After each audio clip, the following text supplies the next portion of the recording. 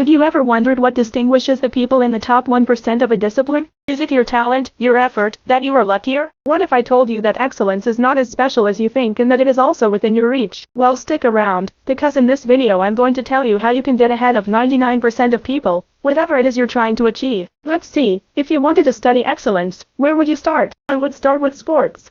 Because, well, it's simple. It is difficult to agree on who is the best father or the best writer, but in sport these things are much clearer. It is something much more objective because there is an athlete who wins the race or a team that wins the game. And it is also easy to study excellence in the context of sport because there is usually a stratification of athletes, right? There are different leagues at different levels, and let's say that by studying how athletes or teams move from one league to another or even within the same league, we can study what produces excellence. And this is exactly what the author of the study that I want to share with you in this video did. Daniel Samlees has a PhD in sociology from Yale University in the United States and spent nearly a year and a half infiltrating the world of competitive swimming to investigate excellence, mostly traveling with the US national champions at the time, okay?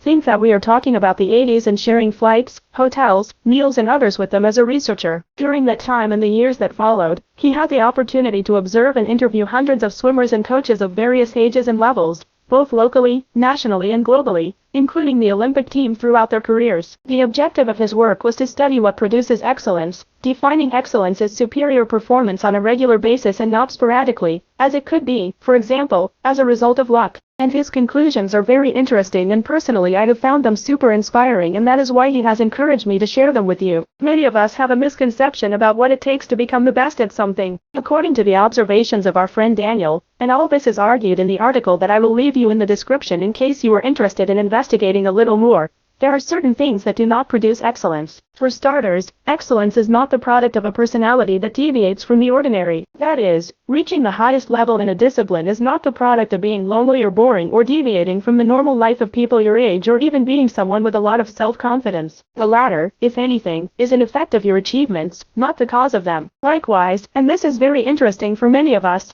excellence is not the product of working more. Our friend Daniel quickly realized that the training time of the swimmers he had the opportunity to observe was not related to their speed, or what is the same as doing what the rest is, but in more quantity it will not make you better. And what about talent? Well, that's not the answer either. Excellence is not the product of talent or natural ability or any gift. According to Chambliss, these are terms we use to mystify how mundane excellence actually is and to shield us from our sense of responsibility for our own results. Because? Well, easy. Because if someone surpasses us and we can convince ourselves that it's a matter of that person having talent and we don't have to admit that there is something that we may not be doing quite right. But then, where does excellence come from? Because there are people who are better than the rest in certain things. Where is the difference? Well, it seems that this difference is qualitative, not quantitative. I give you an example. Think of a student looking for ways to get better grades. One thing you can do, and which in fact is what most people do, is to try to study for more hours. Okay, this would be a quantitative difference. You are going to study 2 hours, study 4. Because? Well, because the finals are approaching and you want to get good grades. Another example. Imagine that you are preparing a race and you want to improve your marks. A quantitative approach would be to run longer each workout or train one more day per week. In each case, you are doing more of the same. The other approach, that is, making a qualitative change, involves doing something different. Change your study method or be more strategic with your breaks, or buy new running shoes or change your pre-workout meal to have more energy. Here you are not doing more of the same, you are doing something different. And this is the key to excellence. According to Chambliss, Olympic champions don't just train longer or move their arms faster than locally competitive swimmers. Their technique is different, their attitude, level of discipline and lifestyle are different, and they prepare for their competitions in a different way. The qualitative differences between levels of excellence are much larger than the quantitative differences.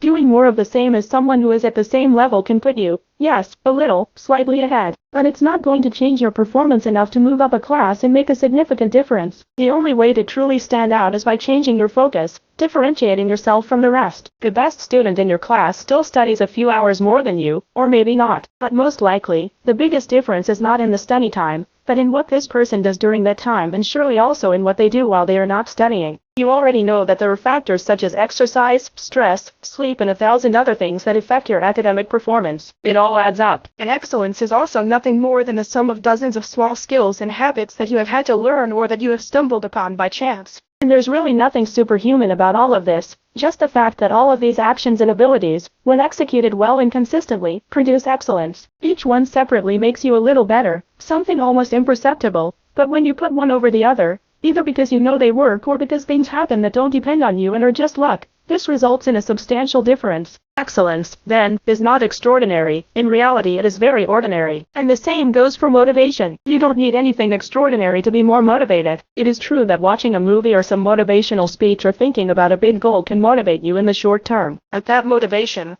let's face it, does not last long when you face the reality of your day-to-day. If instead you make your days rewarding in themselves, simply because you enjoy what you do, and you take things, let's say, day by day, just thinking about what's the next step and what's the next little improvement that you have to do, those objectives that you have more in the long term will end up being fulfilled. The secret of being the best is that there is no secret, only small actions executed correctly and repeated over and over again until they become habits, so that excellence in every detail becomes something ordinary, one more aspect of your life, and not into something mystical or unattainable. If you liked this video, I leave you in the description the link to the article on which I based myself, and you will have to delve much deeper than I have done here. And I think it can give you good ideas to think a little outside the box, as they say in English, and think of new approaches, new perspectives to face the problems that most concern you. I also think that the part in which he discusses the issue of why talent does not exist and is nothing more than a way to protect our ego, seemed to me a super interesting part, and I'll tell you, if you're interested and have time, I'll tell you.